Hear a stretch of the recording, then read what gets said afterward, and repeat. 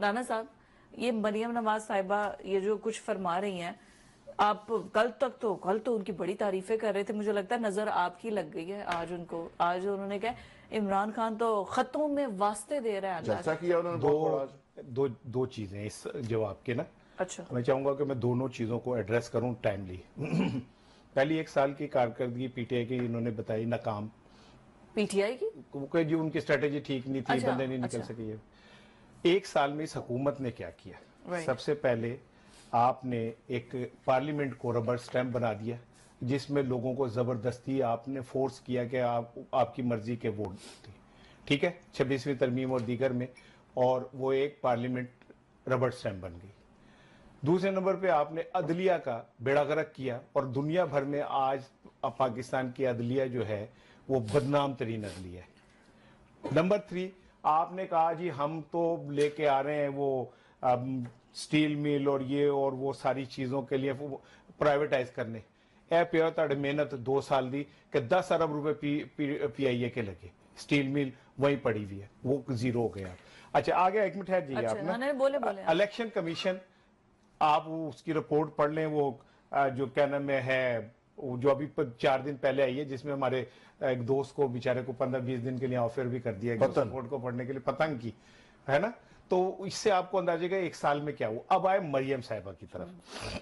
دیکھیں شہباز شریف تھے اسپیڈ، محسن نقوی صاحب تھے سپر اسپیڈ، اچھا، اور ماشاءاللہ مریم صاحبہ اوور اسپیڈ.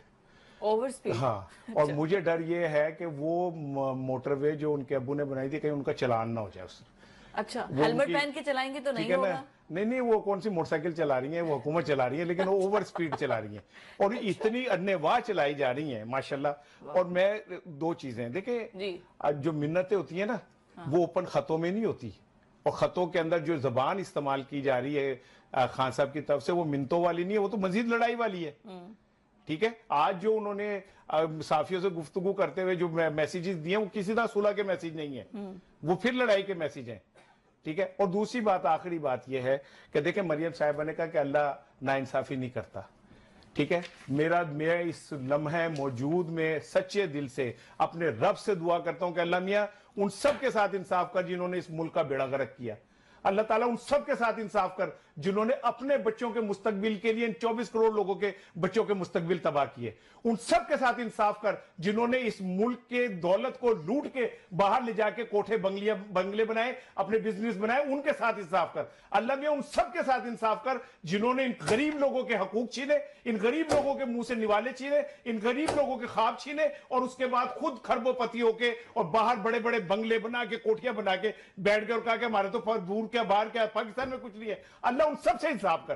ویسے تو میں نے کبھی اللہ سے انصاف نہیں مانگا، ہم اس کے انصاف پہ پورے ہی نہیں اتر سکتے، ٹھیک ہے نا. میں اس سے رحم مانگتا ہوں اگر وہ، لیکن مریم صاحبہ انصاف کی بات کرنی ہے تو میں یہ ہاتھ پھیلا کے آن ایئر ہاتھ پھیلا کے میں دعا کرتا ہوں، اللہ میں تجھ سے انصاف مانگتا ہوں اس ملک کے ان تمام لوگوں کے لیے جنہوں نے اس ملک کا بیڑا غرق کیا، جنہوں نے اس ملک کو مقروض کیا، جنہوں نے اس ملک کو بھوکا بنایا، جنہوں نے اس ملک کے اندر بے روزگاری بڑھائی. ٹھیک ہو گیا رانا صاحب.